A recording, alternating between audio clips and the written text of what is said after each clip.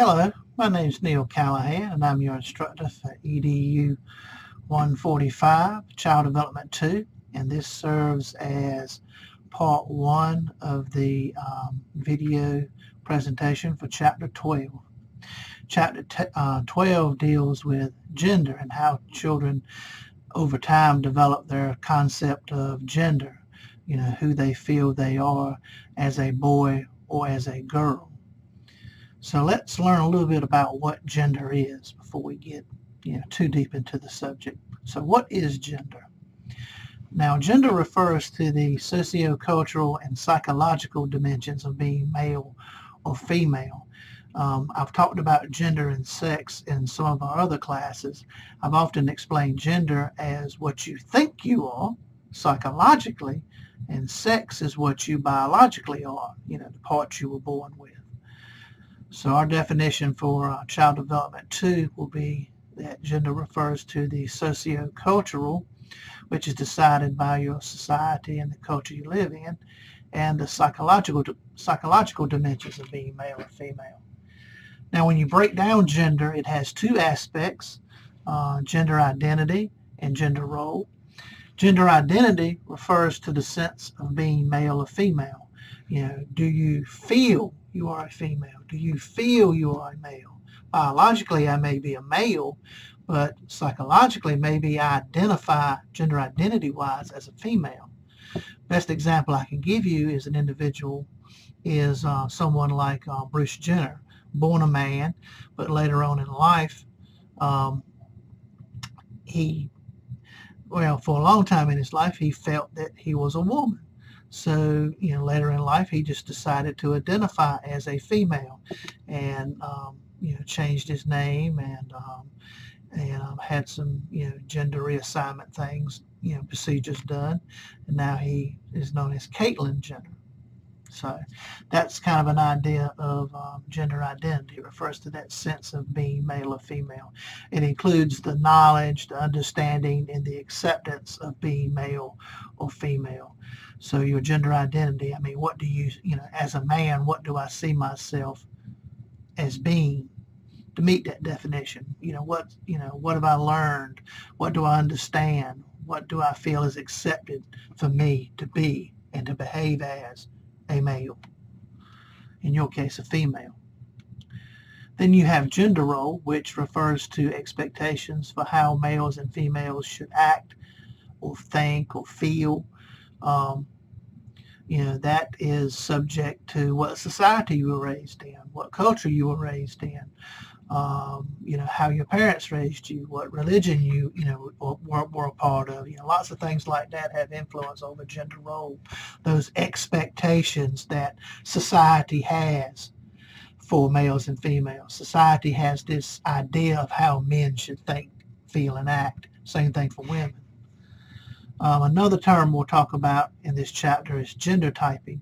This refers to the acquisition of a traditional masculine or feminine role, over the course of a child's development. Let's say we're talking about a little boy. Over the course of his development, does he develop what we call a traditional, quote unquote, masculine role? Like say fighting. That's characteristic of the traditional male role. Men are aggressive, so therefore they fight. If we're talking about a little girl, as she, acquires, her understanding of her role as a female, does she acquire a quote unquote traditional feminine role? Traditionally, crying was felt to be a characteristic of the feminine role. Not to say that males don't cry, they do. But, when you talk about the traditional, quote unquote, feminine role, crying was a big characteristic of that traditional old school feminine role. Now, the emergence of gender identity, based on what we've learned through studying young children, occurs before age 2. Before age 2. So before a child reaches their second birthday, they begin to understand their gender identity. They start thinking of themselves as, they start to have some inkling on thinking about themselves in male and female terms. So the emergence of gender identity, based on the research, may occur before their second birthday.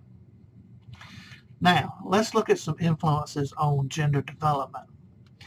The first obvious influence on gender development is the biological influences. When we talk about nature versus nurture, biological is the nature part of that argument. So there are biological influences that influence your gender development. The sex chromosomes that you were born with. We're talking about the genetic material that determines your sex. The sex chromosomes were discovered in the 1920s. So in scientific terms, that was relatively recent. Humans normally have 46 chromosomes arranged in pairs. So that means we as humans have 23 pairs of chromosomes. The 23rd pair determines what sex you are. And the way we determine that, when we look at that pair of chromosomes, if you're female, then you are said to have the female chromosomes, which is designated XX. And if you're male and have the male chromosomes, you're designated as XY. Okay. Hormones, certain glands in the bodies, certain glands in our bodies produce powerful chemicals called hormones, and these hormones cause our body to change and develop in certain ways. These hormones, of course, have an influence on our gender development. Now, there are two classes of hormones that have the most influence over gender. Estrogens, which females have a lot more of, and androgens, which males have a lot more of. Now, keep in mind, when it comes to these two classes of hormones, estrogen and androgens, both occur in males and females, but at very different concentrations, like I just said. Females have way more estrogen than males do. Males have way more androgens than females do. That's, and we'll talk about that a little bit more in just a second. Estrogens, they primarily influence the development of female physical sex characteristics, and estrogens help regulate the menstrual cycle. The estrogen in females is mainly produced by the ovaries. That's why men do not have that much estrogen in their system. We don't have ovaries. Estradiol is an example of a type of estrogen. Then you have androgens, which primarily promote the development of male genitalia and secondary male sex characteristics. Testosterone is a type of androgen produced by the adrenal glands in males and females, and the testes in males. So everybody has adrenal glands, which are located on top of the kidneys. So therefore, both males and females do have androgen, but males produce more androgen because males have testes. Females do not. So we talked about biological influences on gender development, and we also talked about hormone influences. Now let's talk about the social influences on gender development. Think about this question. What is the cause of psychological sex differences? Many researchers say it's not biologically evolved dispositions. In other words, they say the cause of psychological sex differences cannot be traced back to some caveman mentality, some little part of our psyche that goes back to the caveman days. No, many researchers say that there is not a biological evolved disposition towards one sex or the other.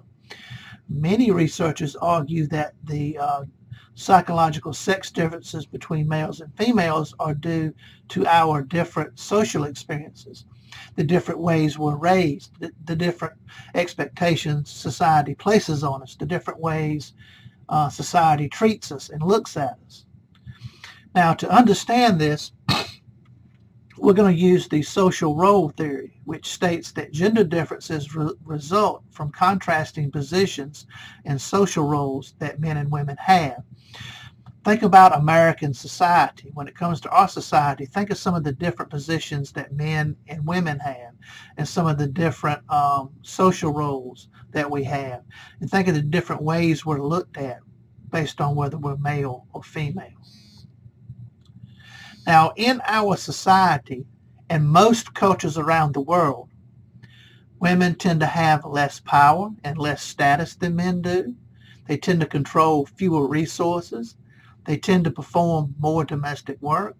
They tend to spend fewer hours in paid employment. They tend to receive a lower pay for the same job.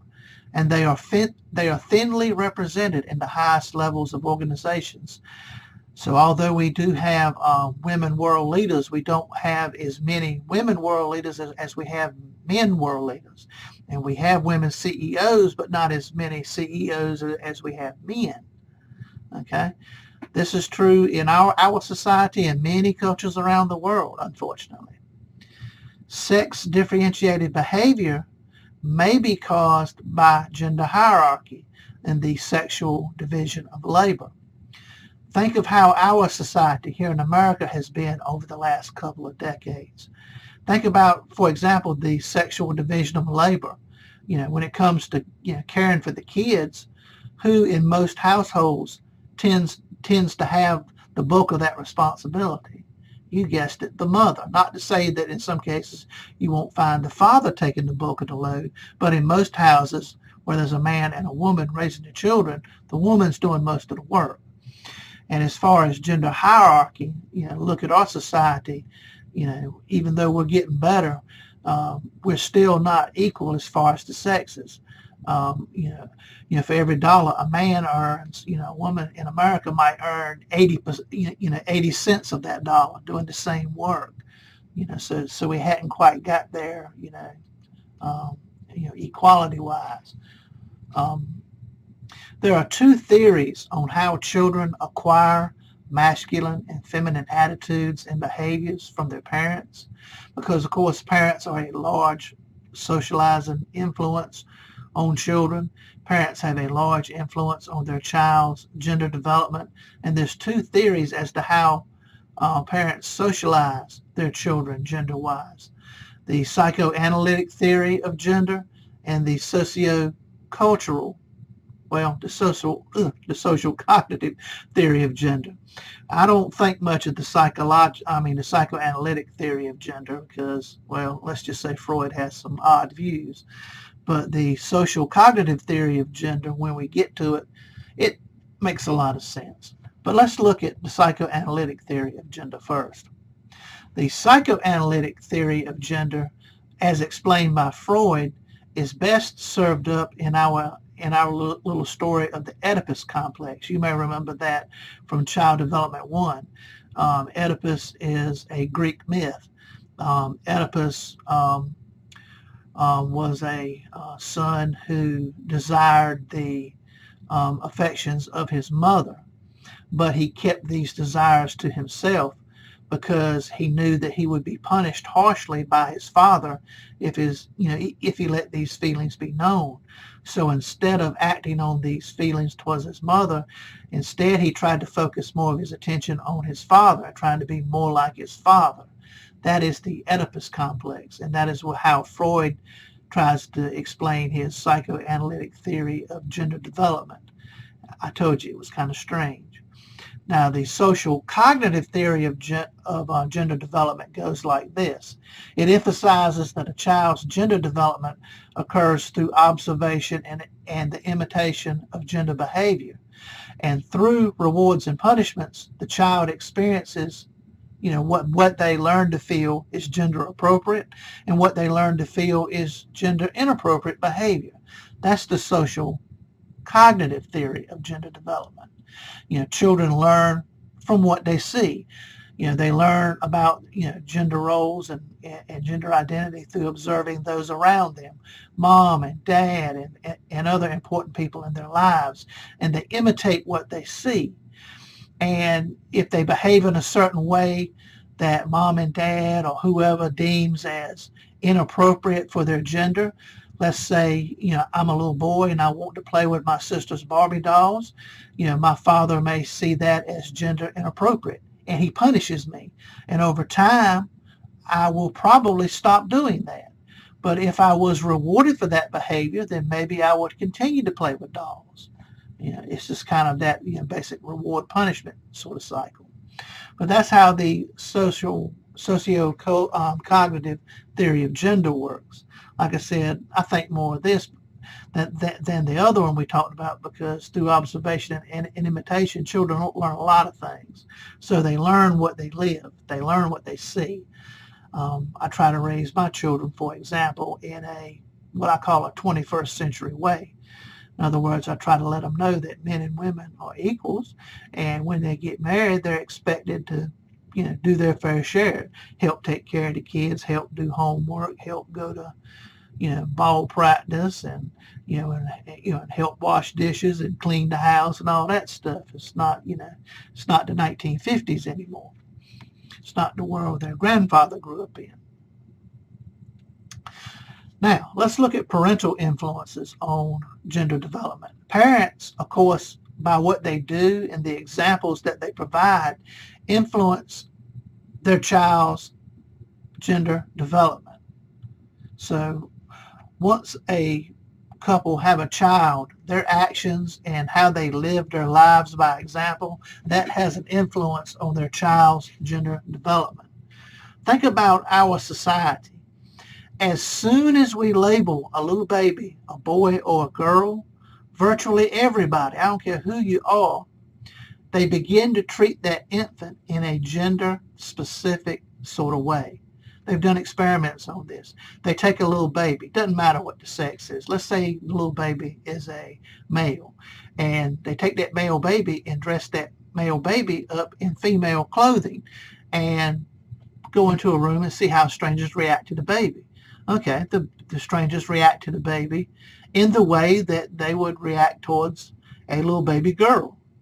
Now, later on, they take that same baby, put the boy baby clothes back on, and maybe go into a different room with a different group, and people treat the baby entirely different because they perceive the child as male. Look at that little strong man. They hold him different. They treat him different. They hold the little girl way differently. They talk to the little girl way differently. So it just goes to prove that as soon as we label the baby boy or girl, we treat them differently. And what's that based on other than, preconceived notions of male and female, behavior and other things, things that we've been influenced by, over the years as human beings. Now, parents often use rewards and punishments to teach their children about what is masculine and what is feminine. We talked about that earlier. If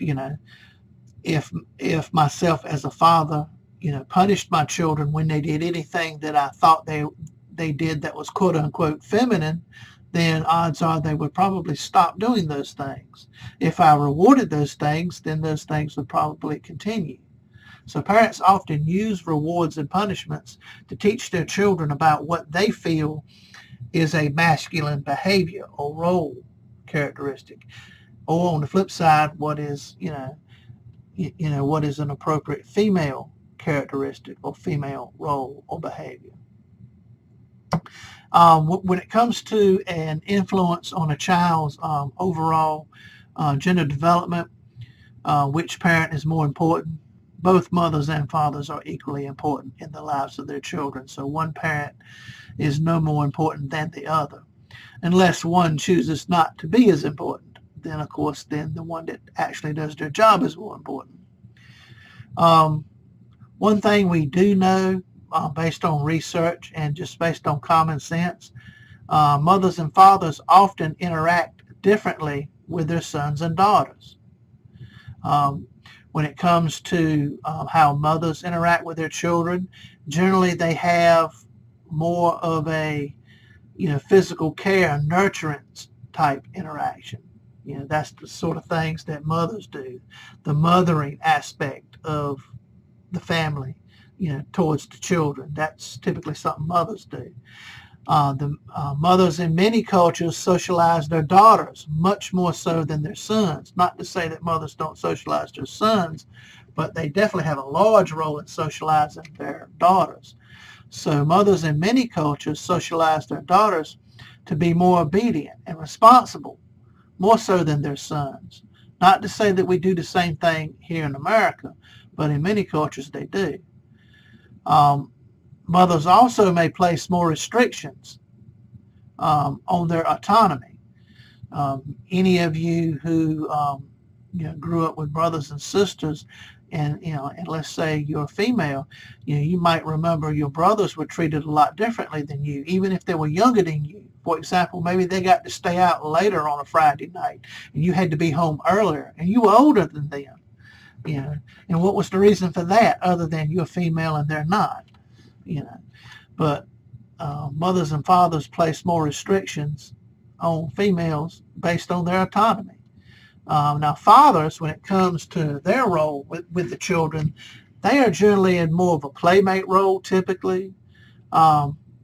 They are also responsible for their children conforming to existing social norms. Of course, fathers can take some of the quote-unquote traditional mothering roles if they choose to do so, but typically fathers are playmates, and when they have to be, disciplinarians, things like that. Fathers tend to socialize their sons more so than their daughters, and of course they treat, just like mothers do, they treat their children differently according to gender, and they do so more than the mother. Now, although awareness of the dangers of gender stereotyping has risen over the years, most parents in our country still foster these kinds of behaviors and perceptions. In other words, we as parents in our society have been told that gender stereotyping is not a good thing developmentally for our little boys and girls, but yet we still engage in it. Whether we engage in it directly or indirectly, we're still doing it. So we need to kind of get a handle on that as we move forward into 21st century. Parents, of course, encourage their children to engage in different types of play and activities based on gender. If you were to observe many different families with their children, whether they had a boy or a girl, you could see how they encourage certain types of play for the boys as opposed to certain kinds of play for the girls. I don't see many fathers in my area, for example, encouraging their daughters to play football. Not that their daughters couldn't. They could, but I don't see that. Just like I don't see a lot of parents encouraging their sons to take up cheerleading. They could, but they don't. So typically, parents encourage their children to engage in different types of play and activities based on gender, whether it be based on traditional roles or stereotypical roles, but that's what they're doing. Of course, parents socialize gender roles and continue to discipline their children differently. We talked about the boys being able to stay out later than their sisters, regardless of how young or how much older they were than their sisters. But we talked about that little bit of inequality. We hear about the stereotypes of the father waiting at the door to see his daughter's boyfriend and put the fear of God in him. But do mamas meet the girlfriend at the door when the girlfriend comes over to see her son? Do the moms do that? No, typically not. They could. Another influence on gender development is your little friends, your peers, your peer group. Parents, they are a very strong and significant influence on gender development, but they are only one of many sources through which children learn about gender roles. Your peer group is a great source of information, right and wrong, when it comes to gender roles. Your little friends, your peers, they tend to reward gender-appropriate behavior, and they tend to punish harshly what is considered cross-sex behavior. In other words, if you behave in a way that is deemed not manly or not feminine, then your peers treat you accordingly, and they're not always nice about it. They can be kind of harsh with their punishments. You're acting like a sissy, Neil, or you're acting like a tomboy, Jennifer. You're not acting ladylike. Your peers are very harsh in their, you know, in their rewards and punishments when it comes to gender appropriate and quote unquote gender inappropriate behavior. But peers are a large influence on gender development. Think about our society as a whole. Um, in our society, the way I interpret it, I feel that our society is way more accepting of tomboys than, say, sissies. Sissies are picked on way more than tomboys, I would say. Maybe I got this one wrong. Maybe I'm interpreting it wrong, but based on what I see in our society is more accepting of the tomboy. Of course, children show a preference for being with their same-sex peers at an early age. During those preschool years and elementary school years, boys tend to play with boys and girls tend to play with girls. And that will intensify as the kids get older, moving into those middle and late childhood years. Now, of course, once they hit adolescence, that changes, but when they're young, they tend to prefer to play with their own sex. So boys want to play with boys, girls want to play with girls, because those girls have cooties. You remember that when you were a kid. Oh, we can't play with the girls, they have cooties. Or we can't play with the boys because boys have cooties, they're dirty, we can't play with them. But, as we get older, we tend to want to interact with the other sex for some reason. Since at an early age, when children are young, they want to stay in their same-sex groups and play. That means boys tend to teach boys how to be boys, and that means girls tend to teach girls how to be girls.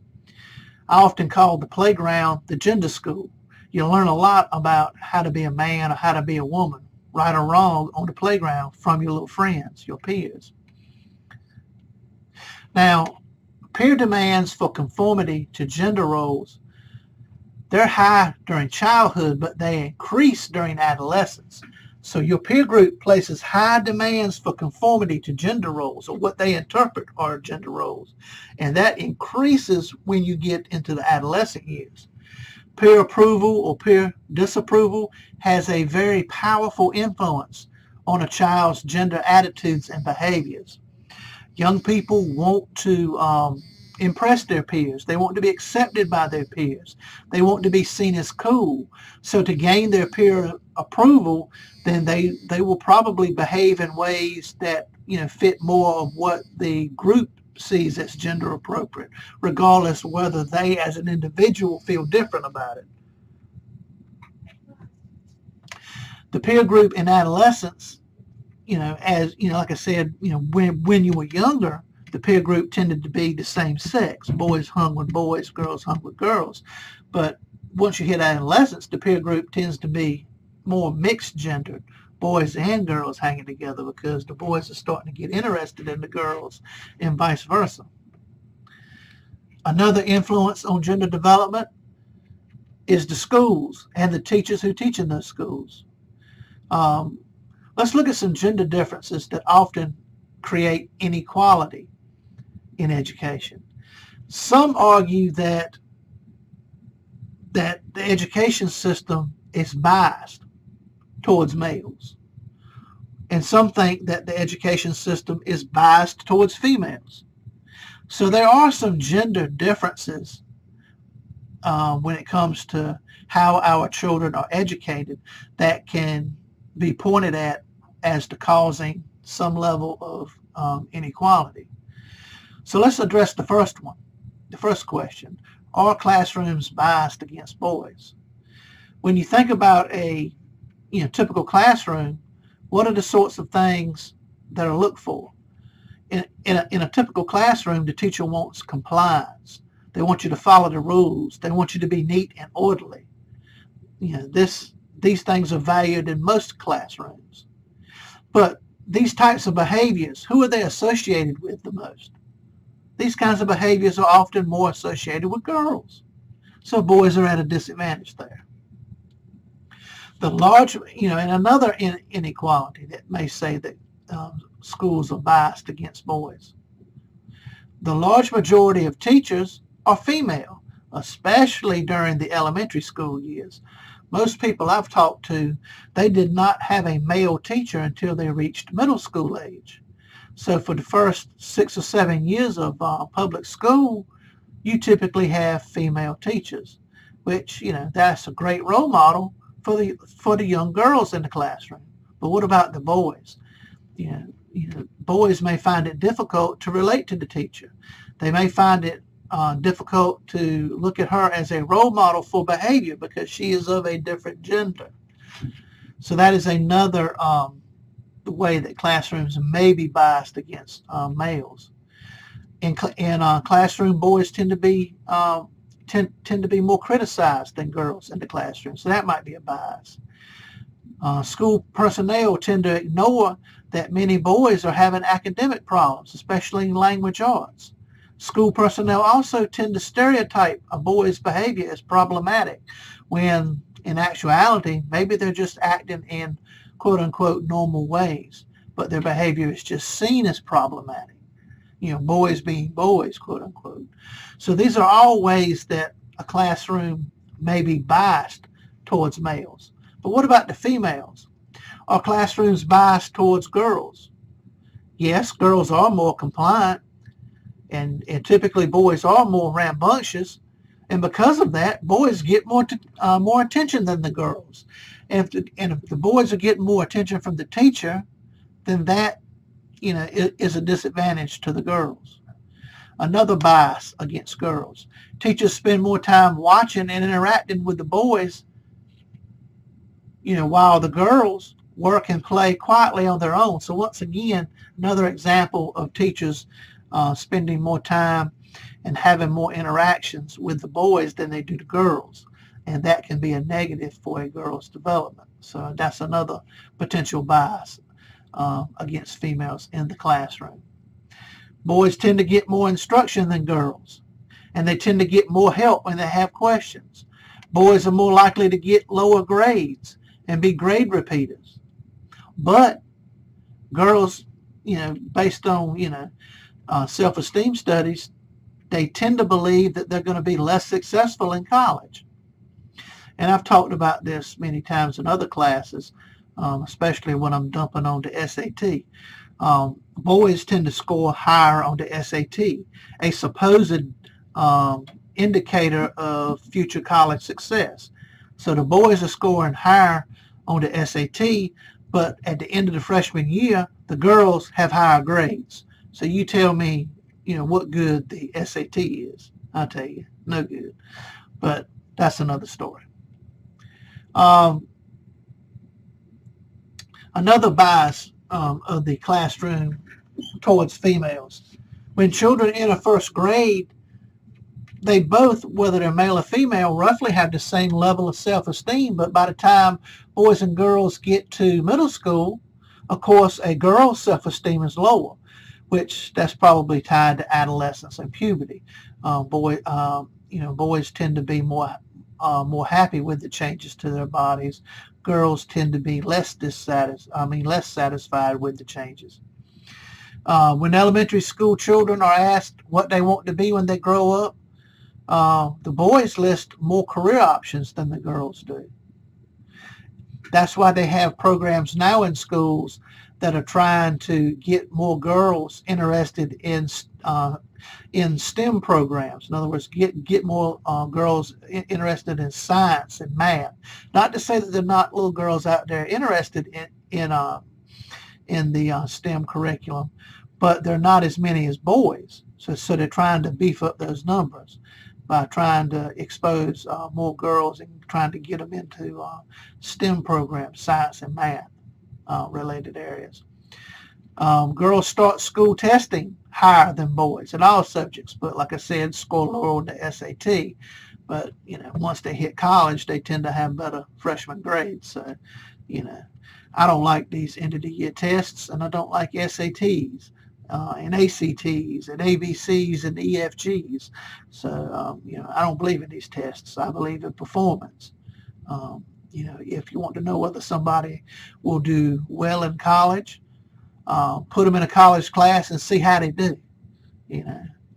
I have known many a smart person fail a college course, and I've known many a person that, intelligence-wise, you would put them middle of the road, and they did great.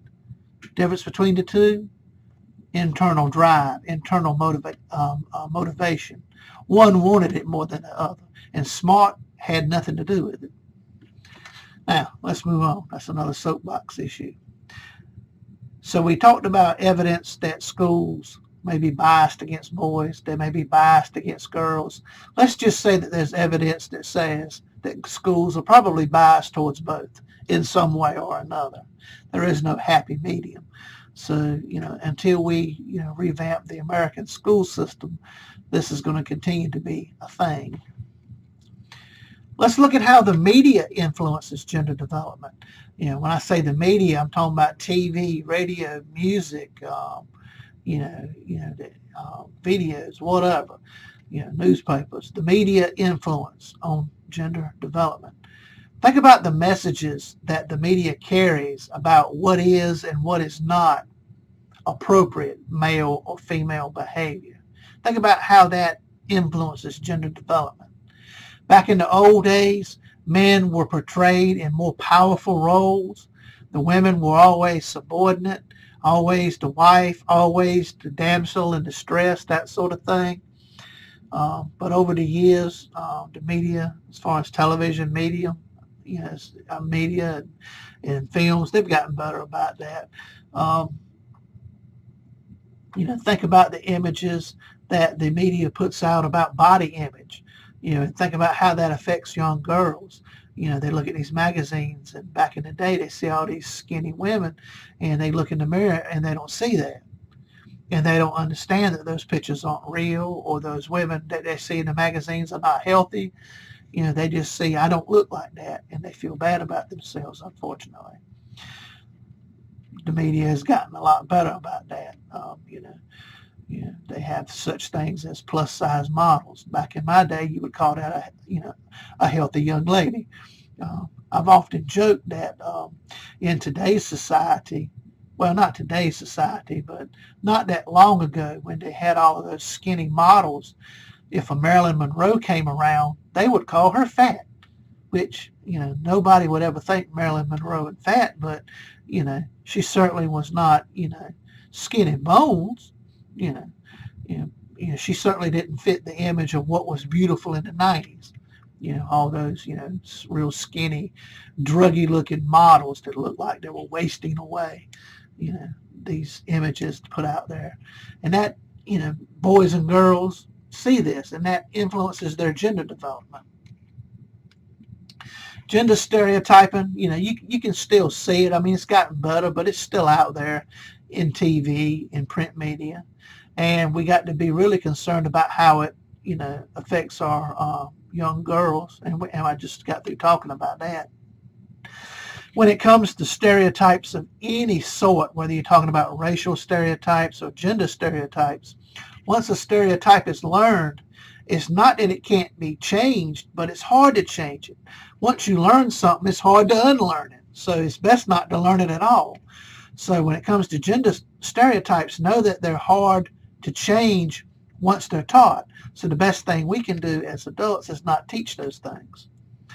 Now, keep in mind that the media also, and we've already talked about this, that the media can have an influence on body image.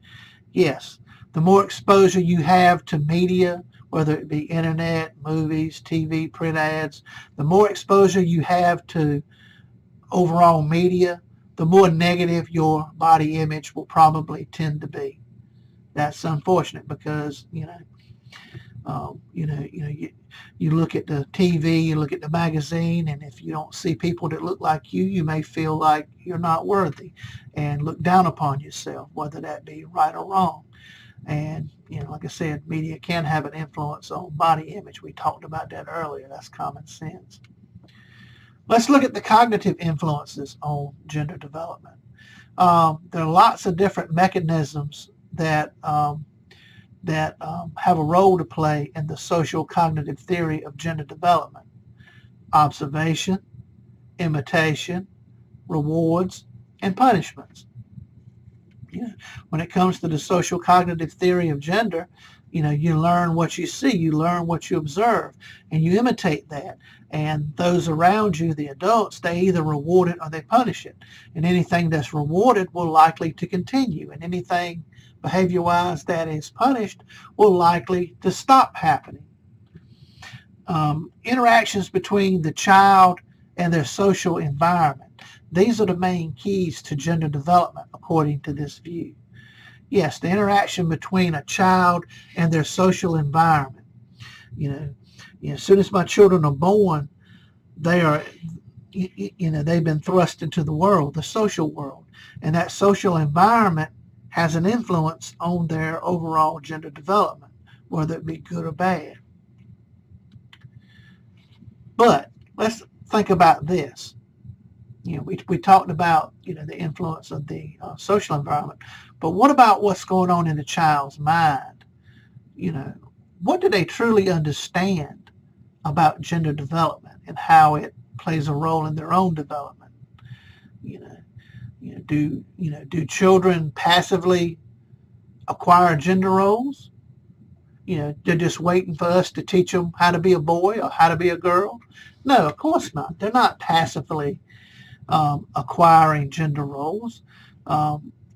We as adults teach them a lot about what is appropriate male and female wise, but we're not the only influence, and we're not the only one teaching them something.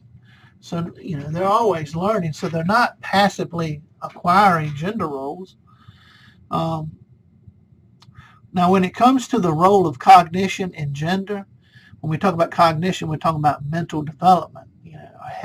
Where are you at in your stage of cognitive development? The role of cognition in gender is emphasized by the gender schema theory. The gender schema theory states that gender typing occurs when children are ready to encode and organize information along the lines of what is considered appropriate for males and what is appropriate for females in their society. So that's what the gender schema theory is. It is a theory of gender development that states that gender typing occurs when a child is at the point in their development that they are ready to start thinking about the world in a male or female way, depending on whether they see themselves as a male or female. As soon as I start to feel I'm a boy, I'm going to start to encode and organize my world in a way that is consistent with what I feel a boy should do. I'm going to use things like a schema, which is a cognitive construct sort of structure. It is a tool. I use it to associate certain aspects of my development with my perceptions. In this case, what I perceive is male or female behavior.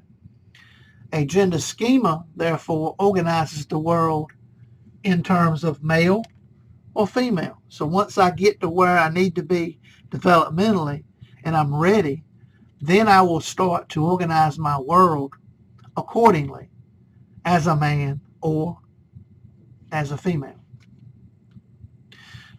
Children, they are internally motivated to perceive the world and to act in accordance with their developing schemas. So once I feel like I'm a man or a boy, then I'm internally motivated to perceive my world that way.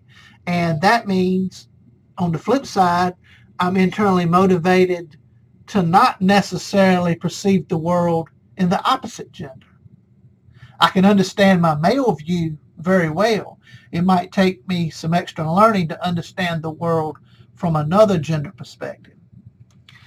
Children, of course, slowly pick up on what is gender appropriate and what is not. They do this based on how they're treated, what they see, what they hear. So children are not dumb. They pick up on what is gender appropriate and what is gender inappropriate based on their society, based on their culture, based on how they were raised, how they were treated. Based on that, they develop their gender schemes. And that shapes how they perceive the world. And that in turn shapes how they remember things. You see, children are motivated to act in ways that conform to those gender schemas. As a young boy, I may have been motivated to act manly, so I would not be picked on for being quote unquote acting like a sissy. That was my motivation at the time. As a grown man, I see my role as a male a little differently. And I don't necessarily conform to the expectations of society. Maybe society would be all right if I didn't take such an active role in the growth and development of my children, but I do, because that's what I choose to do. Anyway, this ends the first half of chapter 12, which deals with gender. To see the second half, see the second video. Duh.